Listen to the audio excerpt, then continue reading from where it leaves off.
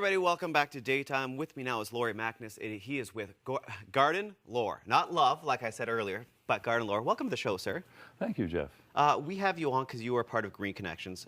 Yes. Green Connections is a really interesting organization because like-minded individuals come together with a purpose for making green, sustainable businesses. Yes. Your company, tell me about it and how you decided to get into it. I grew up in a rural area, not far from here, and I came to appreciate the natural environment. I was in Boy Scouts, and I played in the fields and by the stream, so I started out with a love of nature. Also, my parents both liked to garden, so I was exposed to vegetable gardening and all that, and after 30 years working for a big corporation, I tried to decide what I would like to do, and I decided to go back to my roots and work in landscaping, helping people develop beautiful gardens and grow their own food. Because most people would like to believe that they're green thumb inclined, but I don't think that's actually the reality. Is that fair? It takes a lot of study. I've spent thousands of hours reading, and there's an awful lot to learn about it. You can go ahead and do it without any training, but it's more difficult because you don't know the little tricks and the concepts that can help you. Walk me through the process. If I decide I want to be environmentally inclined, I want to grow my own carrots, I want to grow my own potatoes, whatever it is, how do I work with you? Well, I would come out and interview and see what your interests are, what your yard looks like and what it's capable of doing. And also, you have to take into consideration how much time you have. You don't want to get into a huge maintenance job. So it's good to start small and grow as you learn about it and as you develop your skills. Is there a common mistake people make when trying to start a garden for the first time? Oh, I don't know about one single problem. Taking on too much is often a big mistake. I would always think it'd be the sun. I think people don't think accordingly to where they're positioning their garden. Sure, the position is very important. Drainage is also very important. If you have too much water, it will suffocate your plant's roots and they won't do well. If you don't have enough water, they'll dry out and get sick. Yeah. So, why should we get back to gardening? Why should we get back to the more basic ways? Well, food is health. Health is food. The basis, the foundations of our health is clean air, pure water, and quality food. And you just can't get away from it. You can take all kinds of supplements, but really the best health source is good quality food. I think we've lost our way in terms of we don't know where anything comes from anymore. We don't understand how anything grows. Is that a fair assessment? Yeah, I really encourage people to ask questions, to understand what food they're eating, and to think about, everyone can grow a bit of food. Whether all you have is an apartment with a sunny window, you can grow some herbs there. You can get a container and put it on your balcony and grow some tomatoes or lettuce or spinach. And just adding those things to your life every day can improve your health. Yeah, the transition into this career, how has it been for you? Because I'm sure it's been a change, but it's also very rewarding. Oh, it's wonderful. I just love helping people get healthier. I love helping people create a healthy environment for them to enjoy in their yard, and I love helping people grow some of their own food. Yeah. When someone calls you and you work with them for the first time, how does that process work? Do you literally just come in and you guys walk through their entire land? Like, how does that process work? Well, yeah, we have to tour around the yard. We have to talk about how they use the property. Do they have a dog?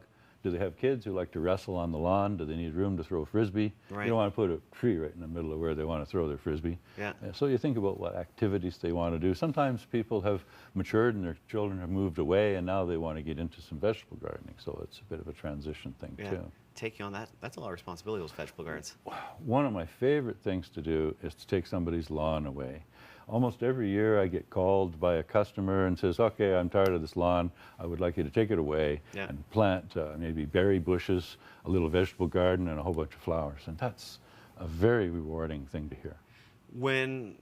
This is clearly your passion. When someone talks about following their passion, what would you say to them? Because there's a good chance someone's watching right now who wants to chase that passion but is stuck corporately or whatever they're doing. Right. Well, it used to be you'd go to the library and read. Now you go on the internet and read. Yeah. There's all kinds of tips there. There's YouTube videos, how-tos galore. So you can really pick up a lot there. Green Connections, for people who have never been to a meeting, what is that like when you go there? Because, really like-minded individuals. It's the friendliest place. Everybody wants to help you be successful. Everyone wants to help you understand how you can green your business, how you can do those little things or big things to have a lighter, smaller footprint on the planet. Is a green business, though, is that term becoming washed out a little bit because people are just kind of throwing it on? How do you know you're dealing with someone who's authentic? You can be authentic in many different ways. You can utilize green solutions, like you can buy Bullfrog Green Power. You can use recycled paper. You can reuse your cups. Yeah, if you have disposable cutlery and stuff, you can get the corn-based stuff that breaks down in the composter. There's a lot of things you can do without actually having a green product or service. But more than half the people in Green Connections have a green product or a green service. Tell me about the meetings, because you guys meet every month. Every month, and what happens at the meetings? We usually have 2 speakers. We have one of the Green Connections company present, and it's practice for them, and it's also awareness for the rest of us about their product. And we try to get an outside speaker come in to help us be more aware of what's going on all around. So the various services, government agencies, or companies, we invite them in to speak. Yeah. We also have a round table partway through the meeting where everybody does a 30-second elevator pitch. It helps us practice that, and it helps us, again, be aware of the 40 or 50 different companies and what they offer. I'm not going to make you do it, but I almost did. I almost asked for the elevator pitch. One thing you want everyone to know about your business, what would it be? Health. It's all about health. It's about providing a healthy environment around your home, or providing healthy food for your table, or both.